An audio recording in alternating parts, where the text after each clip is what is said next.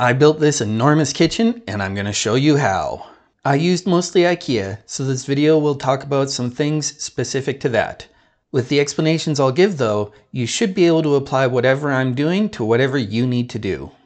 If you've watched my videos about the house fire, you know that I didn't have to do the demolition, so this starts at the point of drywall installed, taped, and primed. First, mark the heights for your cabinets. Find the highest point that's within 2 feet of your walls and use that as your reference. I leveled from the middle of the room because I made my floors totally flat and level, as you can see in my previous videos about installing my hardwood. My cabinets use a rail suspension system, so the heights I marked was not the final height of my cabinets. If your cabinets screw directly to the wall, you'll want to use the height of your cabinets as your measurement. I used a laser to make my marks. Whether you're using a laser or spirit level, be sure to check it to make sure it actually reads level for you. I have a video linked below about how to check your spirit and your laser levels. Then, if you don't have backing installed during your framing, you'll need to find your studs. I knew that I was using a rail support system and that I didn't have 2x6 exterior walls, so I chose not to put backing in. It let me get more insulation in and saved me 20 bucks per 2x6 during framing. I installed my shims before getting my rails involved because that way I didn't have to juggle too many things at once. I'm using my level as a straight edge here, not as a level. I used a 23 gauge pin nailer to tack the shims up because it's lightweight and the shims don't need much help staying on the wall. Also, if I make any mistakes, the 23 gauge does basically no damage to the shims and I can remove them and reuse them easily. Because the level I used was 6 foot, I checked the shims with the full length support rail before proceeding. It's longer. When installing a long rail, I get one screw near the middle, then put the washer on, then tighten it down. I do my final leveling with my spirit level for 2 reasons. First, the angle for checking the laser at both ends of an 8-foot rail is pretty awkward to do alone, and second, the thickness of the laser line is wider than I want to accept for cabinetry precision. If you're using a rail system, mark out on the wall where your cabinet edges will be. You want to be sure any unsupported joints you might have in the rail are not going to be overloaded by having the cabinet edges hanging off of it. 36. Okay, that's good. That means that the edge of my cabinets are here and here, and I've got a strong support here on the other side. So the next one is another 36, which is not till way out here. So I'll have 2 more supports before then, which is just dandy by me. With the rail system, you can't always just butt it into a corner and have it line up. You need to make sure the holes in the rail line up with your studs, which will mean that most of the time you need to nip off the end. So let's go in there. Oh, dude, does that actually line up? That actually lines up.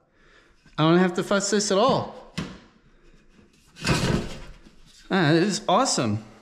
Angle grinders make quick work of this stuff. When joining 2 pieces of rail, use a long straight edge to get it absolutely perfect. The ends of your rails are likely to not land on a stud, so grab a toggle bolt and make sure it's secure. One of the really nice things about the rail system is it makes it incredibly easy to install upper cabinets. Instead of dealing with ledgers, cabinet jacks, extendable support rods, these uppers just hang on the rail. And because of this, you install the uppers first, so you don't have to lean over your base cabinets to install them later. When it comes to the base cabinets, I took the time during this build to do a complete YouTubeable bit that goes through everything I know about how to make these builds go faster. It took me about 18 minutes to go from unboxing to installed on the wall, and if you think you can go much faster, I'd love to have a cabinet build race. Look for that linked below. Buying the parts to make a vent extension, something you'll need if you're adding cabinets under a window, was going to cost me close to $100 at the time, so I opted to make one myself. Let me know if you want to see this in more detail later, but it's basically just difficult papercraft. After you have all the base cabinets in place, it's time to get everything leveled. And this is where the Ikea system really shines. I made the front faces of 2 cabinets line up as perfectly as possible, starting either at the front top or front bottom corner, whichever is closer to being properly lined up. I would get a clamp and a screw on there, and then use that screw as a pivot point to line up the other front corner. Then check the back top corner and adjust that by loosening the rail bracket screws. Once that's perfectly in place, I retighten the screws and move on. I would level the first 2 joined cabinets before moving on to a third, and that's just a matter of using a couple of levels and adjusting the feet by screwing and unscrewing them. That's one thing I really love about the Ikea system. It really lets you dial in level.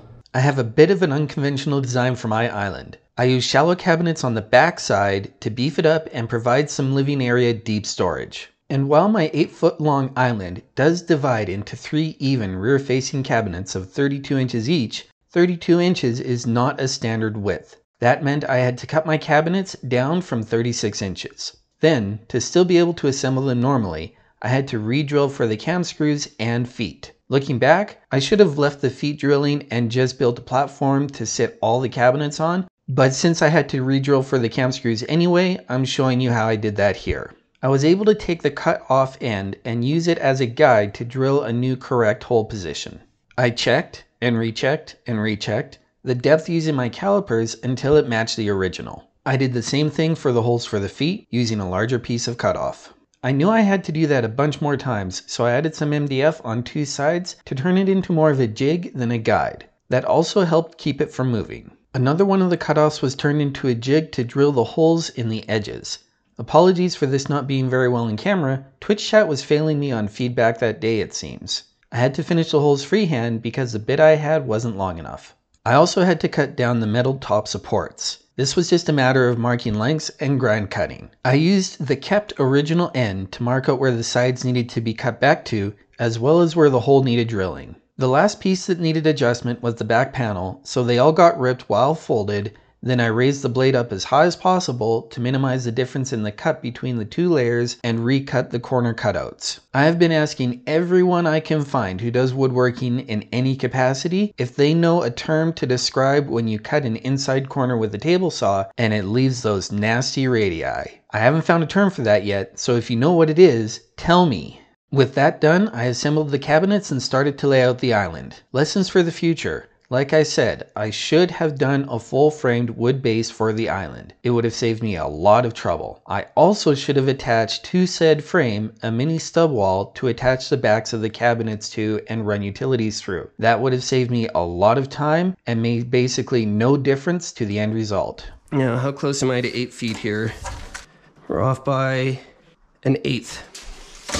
And I'm not at all surprised because these things were giving me grief. That's a 16th on either side of the dishwasher extra, so whatever.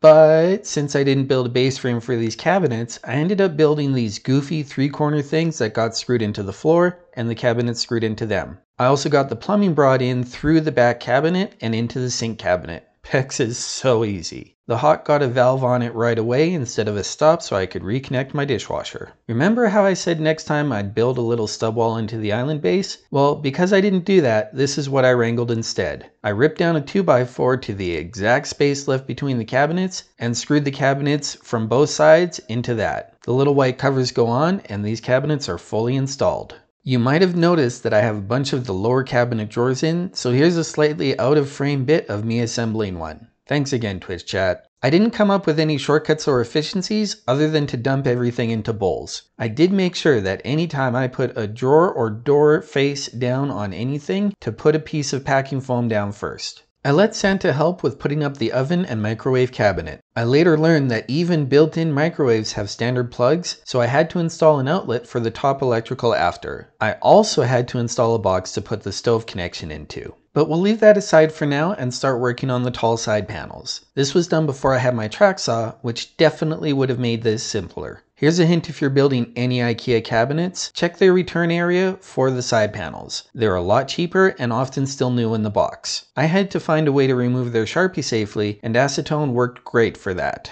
To get the side panels on, I'll show you how I went about scribing them to get the cut to the exact size, but I am far from an expert on this. I will say that if you're trying to scribe a wall or a ceiling, expect to cut, then refine, sand or plane, then fuss it up some more. YouTubers like to show how they get it on the first try, and I promise that is almost always a lie.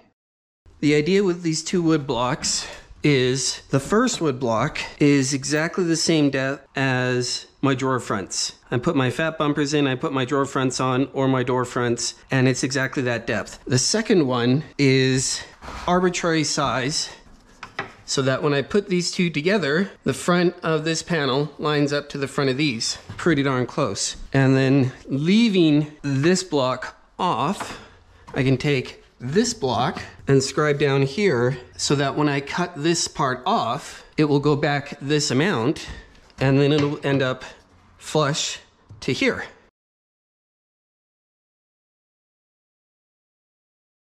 I'm leaving out the under cabinet lighting that I installed, mostly because I did it 100% not the normal way and would do it differently in the future. So instead, here's me putting into place one of the two end panels for the island. Another thing I would do differently next time is not listen to the realtor and actually add matching profiles on these ends. You can see in the end they're okay, but matching the shaker profile would have taken like 10 minutes and definitely spiffed it up. I put one on the other side too. The rest of this video, which is basically all cabinetry, would just be installing valances and crowns, but that's a subject deserving its own video.